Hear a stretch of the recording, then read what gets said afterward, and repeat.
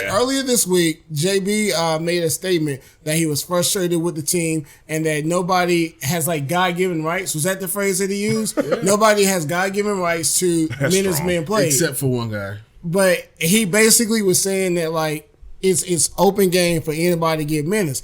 The first game after he made those statements, he inserted Bismack Biyombo into the starting lineup, but not because Cody Zeller was playing bad.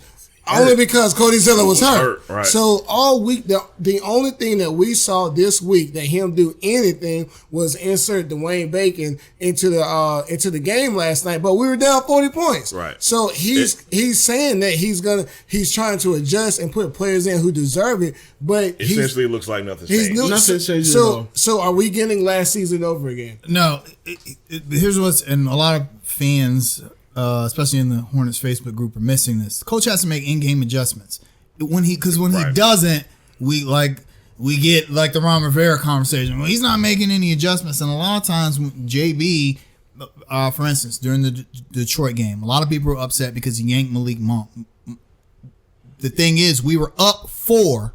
Mm-hmm. Monk had a string of miscues, and then Detroit's up 8. Right, and then he pulls him. And then the Hornets go on a 15-4 run to win the game.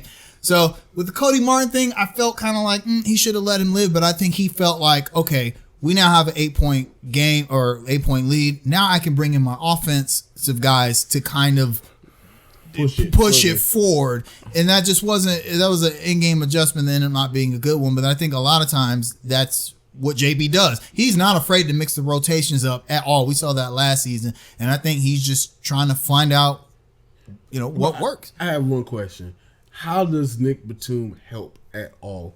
Like, I look at this guy play and I'm frustrated. He's supposed to be the connector. He still makes stupid mistakes.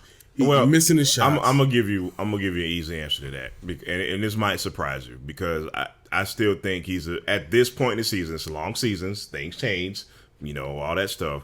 At this point, he's a better option than Dwayne Bacon. That's it.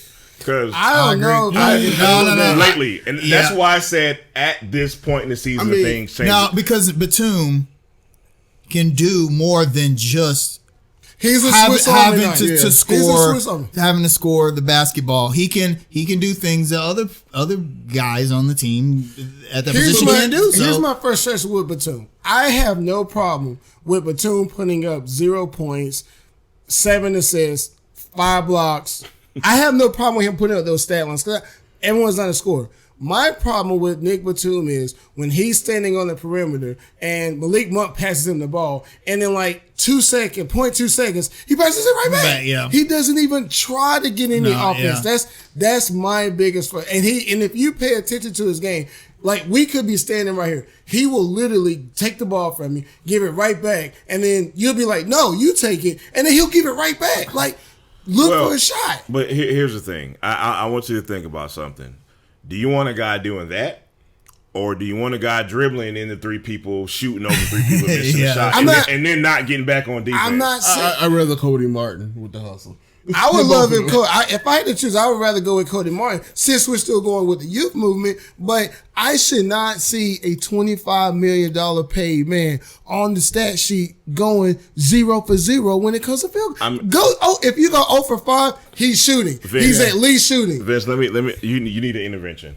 I'm going to tell you why, man. And it's funny because Jamal Sully's about to give you a hell of an excuse. No, it's not an excuse. No, it's going to be far from an excuse. Here's your intervention. You have this thing called expectations. Let him go. That's true. You're still expecting Nick to be something that he's not going to be. I've given up on the idea of Nic Batum as being aggressive guy. Yeah, he just gets paid too much for his role on the team. But the role that he acquiesced to now is actually a valuable role. It really can be. I will agree with that. Yeah. I just don't like seeing an NBA player playing 30 plus minutes and not shooting 0 for 0. I agree. I agree, but I don't expect see you at all. Well, to be fair though, his minutes, even when he's come back, are nothing like they were before or last season. Right. He's like averaging like 22 minutes a game since he's come back, and I think JB likes to have him in the game because one, he's long and lengthy. He can actually play defense when he wants to. Yeah, when he wants to. But He's actually played defense pretty good this season. And he can play the 2 and the 3, which is something that really no one else on the team can do. Dwayne Bacon can do it a little bit offensively, but plus Nick can see the floor. If he wants Nick to bring the ball up, he can do that. You know what's funny? Nic Batum had such a Nic Batum week, and let me explain why. The 2 wins against Detroit, I thought he was pretty valuable, man, because Derrick Rose has a throwback night.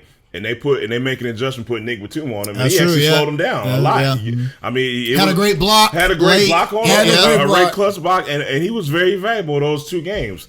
Take it back to the Milwaukee game. JB, the look on JB's face was like, "I've had enough for you today. He chokes to the bench. Please go, come sit down." That's a Nic Batum. That's what Nic Batum is right there. He summed it up in 1 week, right there.